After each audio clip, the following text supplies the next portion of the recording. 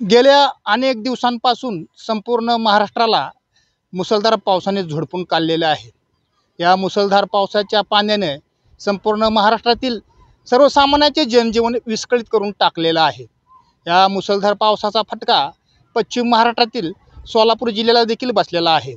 सोलापूर जिल्ह्यातील बार्शी, माढा, मोहोळ या तालुक्यातून वाहत जाणाऱ्या शिना नदीला आलेल्या महापुरामुळे या तालुक्यातील सर्रास शेतकऱ्यांचे व सर्वसामान्यांचे मोठ्या प्रमाणावर नुकसान झालेले आहे। तसेच पंढरपूर तालुक्यातील अनेक गावांना देखील या पावसाने झोडपल्याने अनेकांच्या घरात व शेतात पाणी साचल्याने उभी पिके जमीनदोस्त व झालेली आहेत, तर अनेकांचे संसार उघड्यावर आलेले आहेत। माझ्या पाठीमागे दिसणारा हा काय तलाव नाही, एक क्रिकेट खेळणाऱ्या पोरांचं ग्राउंड आहे। एका शेतकऱ्याची ही मोकळी जमीन आहे, तर या जमिनीत पावसाचे पाणी साचल्यामुळे याला तलावाचं स्वरूप निर्माण झालेलं आहे। तरी सर्वसामान्य शेतकऱ्यांचं जीवन पूर्ववत होण्यासाठी मायबाप शासनानं या शेतकऱ्यांना सरसकट पंचनामे करून नुकसान भरपाई देण्याची मागणी आता सर्व स्तरातून होताना दिसून येत आहे। सुपरफास्ट महाराष्ट्र न्यूजसाठी पंढरपूरहून नेताजी वाघमारे।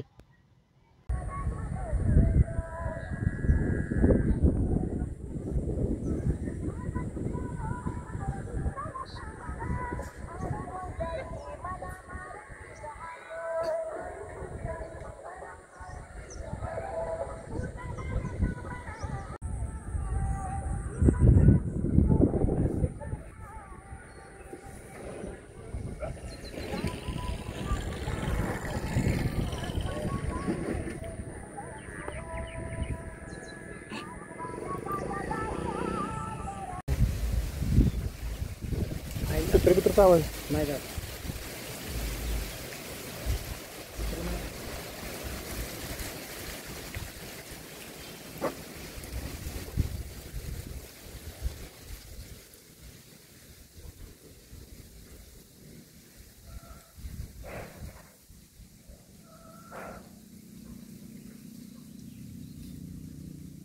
गेलेले आहे, ओमळून गेलेले आहे।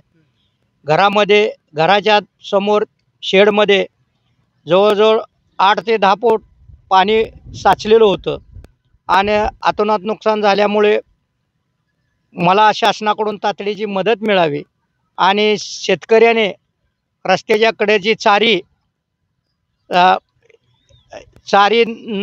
वाट करून ती चारी न उकलल्यामुळे एवढं मोठं पाणी माझ्या घराचं नुकसान करण्यास कारणीभूत ठरलेलं आहे। तरी शासनाला माझी विनंती आहे की रस्त्याच्या कडेच्या ज्या चाऱ्या आहेत ती शेतकऱ्यांना काढावयास भाग पाडवून पुढील होणारा अनर्थ किंवा पुढील होणारा जी धोका आहे ती टळू शकेल।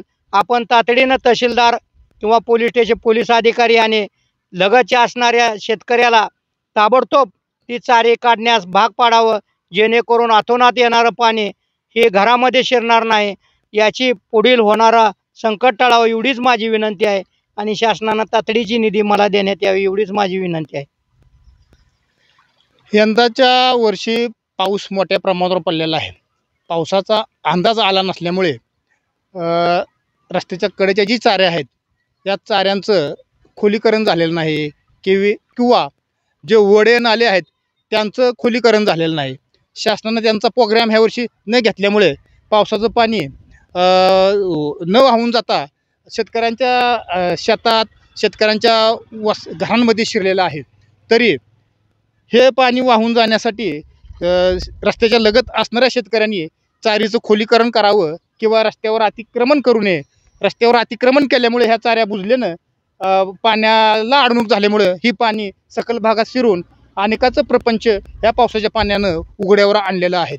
तरी पावसामुळे नुकसान झालेल्या परिसराचा पंचनामा करून त्वरित नुकसान भरपाई मिळण्याची मागणी यावेळी तानाजी रंधवे यांनी बोलताना व्यक्त केलेली आहे।